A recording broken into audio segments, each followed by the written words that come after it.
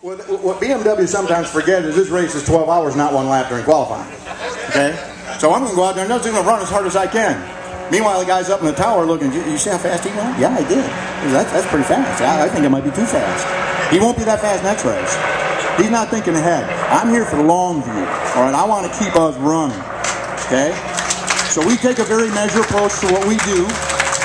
When we look at the setup on the race car, we're interested in how the car performs during the race, not how it performs for 1 lap in qualifying. So that's what we work to all week long. So when you see that time we put up on the board right now, is that the fastest lap that we could ever turn? I'm here to tell you, no, it is not. But that's a lap that we can turn lap in and lap out during the 12 hours of this race. And in some cases, if the track gets better as the race goes on, that time may even increase. By doing that, that puts us in a very, very competitive position throughout the entire 12 hours of the event. And when you can do that, and if the guys follow the 3 simple rules, don't hit anything, don't break anything, keep the car on the racetrack, good things will happen. So we'll see where we are, tomorrow night. And I can go through a litany of things. I can go through the story about the technology transfer. You've heard that, you know that. It's real. It's real. We did a deal at Brett Miller where we unveiled this car. I did a little take on it. Doug Louth, our chief engineer at Pratt Miller, did a little take. And Taj told him about how this thing works. Now these guys are jaundiced, hardcore, car geek press guys who believe about 4.2% about what you ever tell them, including Kirkwood. Okay? They came away from there, and if you looked at any of the blogs or you looked at any of the stuff that was written or appeared about this debut at Pratt Miller, I mean, it was hook, line, and sinker. They believed everything we told them, and there's a reason they did believe it, because they could see it, they could touch it, they could feel it, and they know that it's real. And it's what I refer to as cascade engineering. I want you to think about what cascade engineering is. When we started racing with the Corvette C5. Now, there were no plans when the design group, Tom Peters and Kirk Benyon, and at that time John Cafaro, all working together to develop the C5. They just wanted to build a beautiful car, in which they accomplished. And they built it on hydroform rails, the first major revision of that chassis in a long, long time. It was a great car from a performance standpoint, from a stiffness standpoint, ride quality, quietness, performance, and safety. I mean, they put it all together in that car.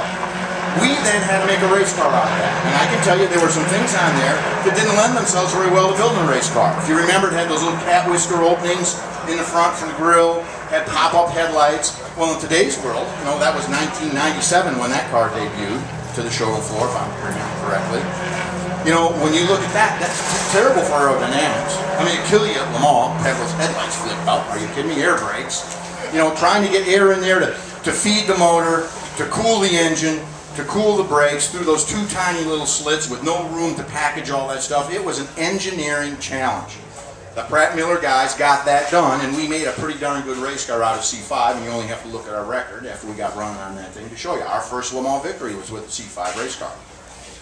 But in the interim, as we developed that relationship, I said to the design guys, I said, look, as we go forward with C6, which we knew was coming, I said, how about we input some of the stuff we might need in our next generation race car? And they said, by all means.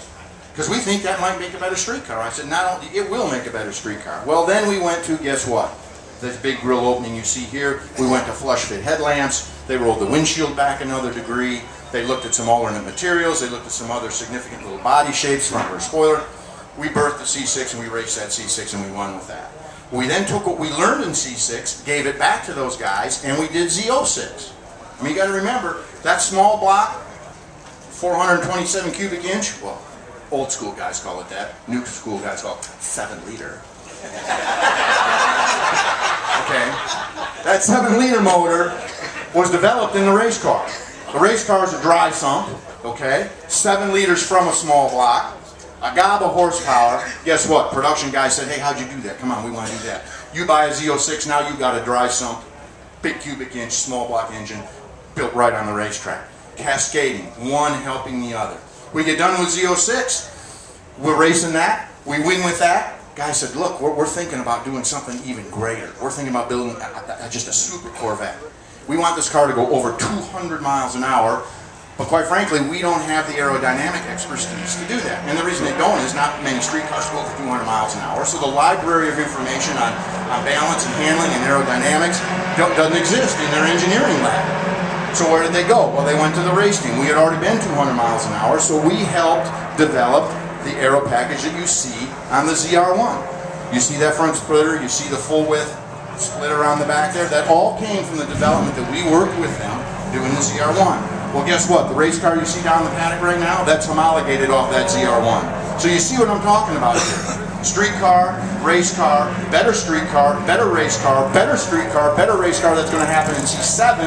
Everything we learn in ZR1 right now is being tabulated, already looking at that, already working with the Corvette group guys, already working with Tangent Engineering, already working with Kurt Bennion in design. So when you see C7, we're going to be one step closer to you being able to buy something that we're racing. I mean, that ZR1 comes pretty close and the new carbon car comes pretty damn close. It's going to get closer as we go forward. That's how we do it inside. That's what those riders saw. That's what those riders learned, and that's what those riders believe because they know it's real. And I can tell you we're the only car company, really mass-produced car company in the world that even comes close to doing that. And we do that because, and think about this, when you think about the carbon, why would we do this? Because we listen to you, the customer base. What other major manufacturer in the world takes the time to visit with their ownership, listen to their ownership, participate in events with their ownership, and then goes back and guess what? Creates things that the ownership wants. Who does that? I can tell you, I've done this all my life. And with a number of major automobile manufacturers from around the world. I can tell you, nobody I know. Corvette does it. And that's the relationship that you guys have fostered by being loyal to the brand and loving the cars and doing things like we're doing here. And of course, support racing. Let's not forget that. With that, I'll quiet down for just a moment, which is difficult for me to do, as you can tell. And we'll open up to any questions you might have. Any questions? I have no date for dinner tonight, so if anyone's available. 200. 200. All right. Well, I have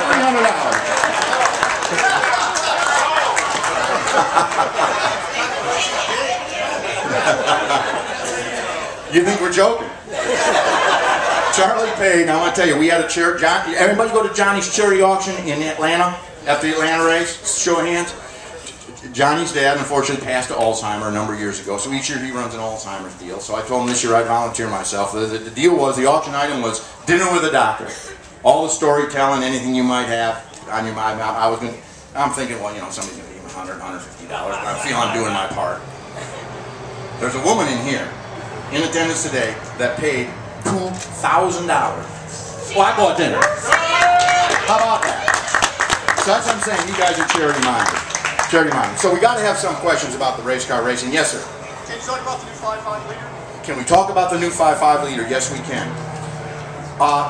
You know, it's interesting. People say, well, why you running a 5.5 liter? Well, the rules as they were going to be instituted when we embarked upon that venture was that the maximum displacement allowed was going to be 5.5 liter.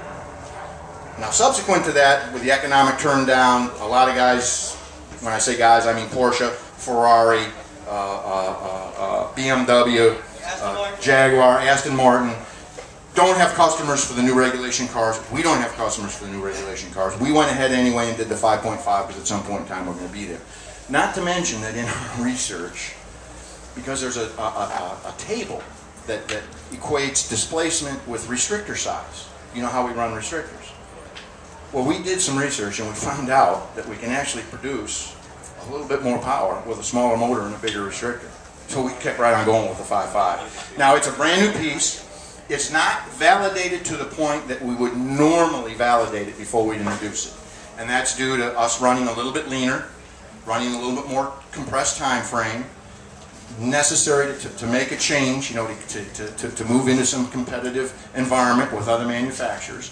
So we're very pleased with where we are right now, but we know we can make big gains in drivability, we know we can make big gains in fuel economy, and we know there's still some gains out there in power.